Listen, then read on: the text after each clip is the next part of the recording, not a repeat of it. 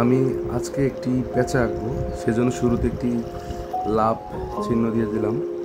এই লাভ চিহ্ন দিয়ে পেঁচার আকৃতি গঠন করব।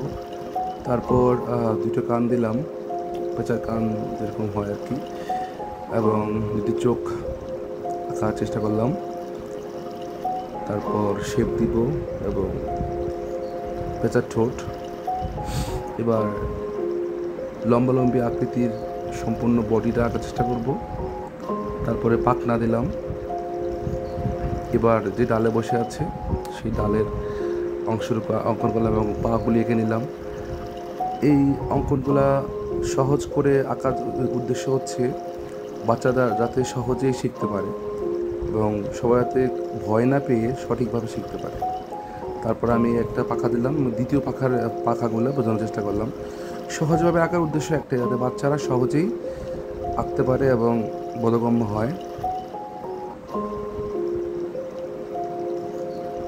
এই তো আমার পূর্ণাঙ্গ একটি পেঁচার আকৃতি ধারণ করলো।